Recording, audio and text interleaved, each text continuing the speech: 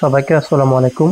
আজকের এই ভিডিওতে দেখাবো একটি পাইপ একটি এলবোর সাথে কিভাবে 90 ডিগ্রি জয়েন করবেন, কিভাবে পাইপ দিয়ে কাটিং করবেন, কিভাবে ভেবেল মারবেন, কিভাবে কতটুকু গ্যাপ রাখবেন, সম্পূর্ণ প্রসেস দেখাবো। আপনি যদি ফেব্রিকেটর হয়ে থাকেন, পাইপ ফিটার হয়ে থাকেন, খুবই জরুরি আপনার জন্য ভিডিওটি স্কিপ করবেন না, ফুল ভিডিওটি দেখতে থাকুন। চলুন ভিডিওটা শুরু করতেছি। এই যে দেখেন আমার হাতে একটি পাইপ। এই পাইপটি প্রথম আমরা মার্ক করে নিব। আমার যতটুকু প্রয়োজন পাইপটি ততটুকু প্রথমেই মার্কিন দিয়ে নেব। এই যে দেখতেছেন আমি এখানে মার্কিন দিয়ে নিচ্ছি। ঠিক আছে, প্রথমে আমি নেপে নিচ্ছি, আমার যতটুকু প্রয়োজন হিসাবে আমি মার্কিন করে নিলাম। এই যে মার্ক করে নিলাম। এখন আমি পাইপটা কেটে নেব। যে দেখতেছেন এখন আমার পাইপটা কাটিং করা হচ্ছে আমার ফিটারের দ্বারা। ঠিক আছে, একটা অভিজ্ঞ ফিটার প্রয়োজন পার্ট জয়েনের ক্ষেত্রে। এই যে আমি কেটে ফেললাম। এখন এই পাইপটাকে আমরা ভেবেল মারবো আমার একজন অভিজ্ঞ ফিটারের দ্বারা, ফেব্রিকেটারের দ্বারা। উনি ভেবেলটা মারবেন। ভেবেল মারার আগে লেভেল চেক করে নিচ্ছেন। আপনারাও এভাবে লেভেল চেক করে নেবেন। কাটিং যদি সিধা না থাকে, বেঁকা তেরা হয়, ভেবেল কিন্তু ভালো হবে না, সৌন্দর্য হবে না, আপনার জয়েনও ভালো হবে না, সুন্দর হবে না। এই জন্য এভাবে লেভেল করে নেবেন। লেভেল করে তারপর ভিতরে এই যে দেখতেছেন পেন্সিল গ্রাইন্ডার, এই যে পেন্সিল গ্রাইন্ডার মেরে নেবেন। ভিতরটা ক্লিন করে নেবেন, পরিষ্কার করে নেবেন। ভিতরে যদি ময়লা থাকে তাহলে কিন্তু আপনার যারা ওয়ালিং করবে ওনাদের ডিস্টার্ব হবে, সুন্দর হবে না। তারপরে এই যে এখন এই যে বেবেল মারা শুরু হয়েছে। যে দেখেন আমার ফেব্রিকেটার কিন্তু একটা অভিজ্ঞ ফেব্রিকেটার, উনি উনি বেবেলটা মারতেছেন।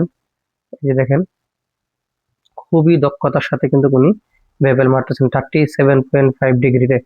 যারা বেবেল না মারতে পারেন বা বেবেল সম্পর্কে আমার চ্যানেলে ভিডিও আছে, আপনারা চাইলে ভিডিওটা দেখে নেবেন কিভাবে মার্কিং করবেন, কিভাবে বেবেলটা 37.5 ডিগ্রিতে মারবেন।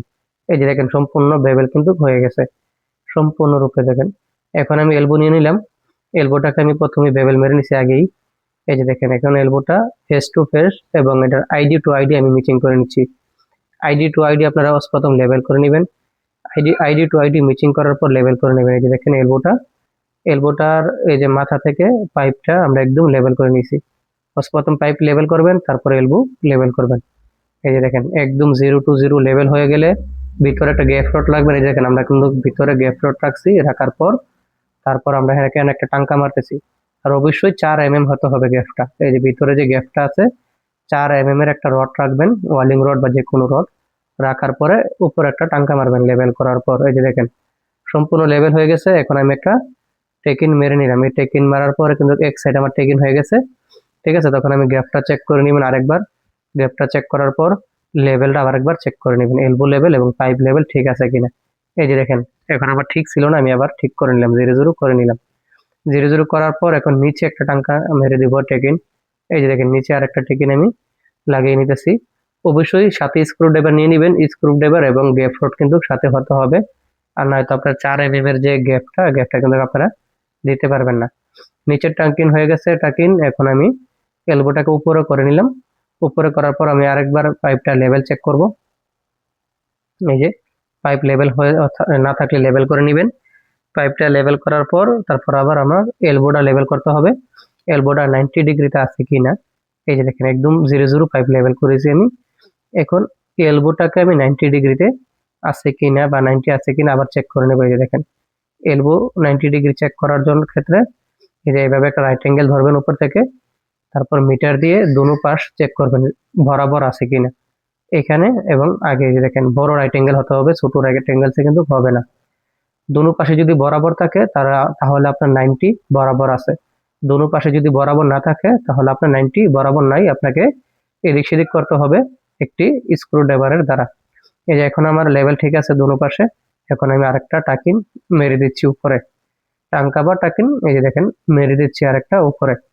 কমসে কম 4টা টাকিন মারতে হয়, 4টা টাকিন মেরে নেবেন। এই যে টাঙ্কা 4টা মেরে নেবেন, তাহলে মজবুত হবে। দুই সাইডে দুইটা, একটা উপর একটা নিচে। এই যে দেখেন আবারও আমি লেভেলটা চেক করতেছি, নিচের টাকিনটা বাকি আছে।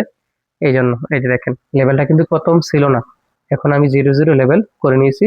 এখন আমরা নিচে আরেকটা টাকিন মেরে দিব। নিচের টাকিন আমরা মেরে দিয়েছি, এখন 4টা টাকিন আমার কমপ্লিট। এই যে দেখেন এর আগের জয়েন্টগুলো এগুলা, আর এখনের আমি টাঙ্কা মারছি এটা। এটা আমার ফেব্রিকেটরের কাজ তো শেষ। এখন বাকিটা কিউসি চেক করবে, কিউসি চেক করার পরে কিন্তু ওয়াল্ডার এসে এটাকে ফুল ওয়ালিং করবে এই জয়েন্টটাকে। তো একটা ফেব্রিকেটারের কাজ কিন্তু এতটুকু হয়ে থাকে। তো অবশ্যই যারা নতুন আছেন পাইপ ফিটার ফেব্রিকেটার, আশা করি আপনারা বুঝতে পারছেন। যদি না বুঝেন অবশ্যই কমেন্ট করবেন, আর ভিডিওটা কেমন লাগলো অবশ্যই জানাবেন। লাইক কমেন্ট শেয়ার করে দিবেন নতুন নতুন পাইপ ফিটারের কাছে।